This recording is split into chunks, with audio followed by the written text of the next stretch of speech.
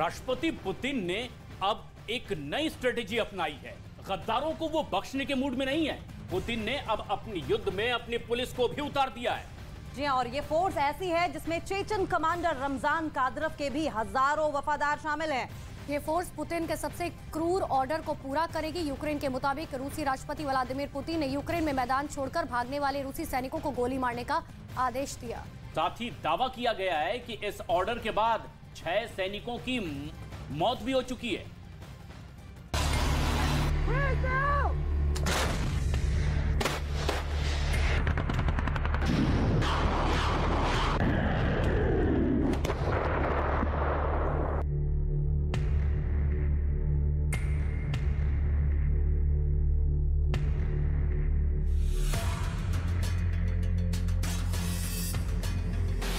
रूस और यूक्रेन में जारी जंग को 11 महीने पूरे होने वाले हैं और इस दौरान दुनिया जंग से यूक्रेन के अलग अलग इलाकों और शहरों में हो रही तबाही और बर्बादी की तस्वीरों को देखकर दहल रही है। यूक्रेन के राष्ट्रपति व्लादिमीर ज़ेलेंस्की अगर रूसी फौज को यूक्रेन से बाहर खदेड़ने के लिए ये जंग लड़ रहे हैं, तो वहीं रूस के राष्ट्रपति व्लादिमीर पुतिन यूक्रेन पर फतेह का ख्वाब लिए जंग जारी रखे हुए हैं। लिहाजा राष्ट्रपति पुतिन जंग में जीत हासिल करने के लिए हर वो हथकंडा आजमा रहे हैं जिसकी बदौलत वो राष्ट्रपति ज़ेलेंस्की को झुका सके।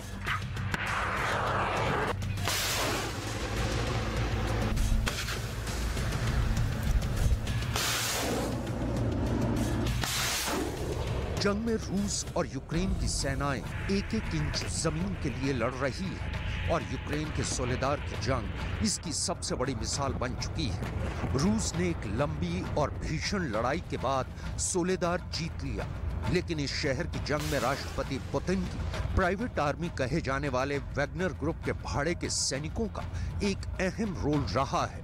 दरअसल सोलेदार शहर को जीतने की जिम्मेदारी पुतिन ने वैगनर ग्रुप के चीफ येवगेनी प्रिगोजिन को दी थी। लिहाजा सोलेदार की जीत के बाद प्रिगोजिन खुद न सिर्फ सोलेदार पहुंचा, बल्कि सोलेदार की जीत के लिए अपने किराए के सैनिकों को बाकायदा जीत के मेडल भी दिए।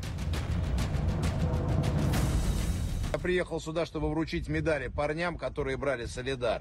Вот этот вот человек командовал взятием Солидара, взял его без жевания соплей за 2 недели. До этого долгое время там ничего не происходило.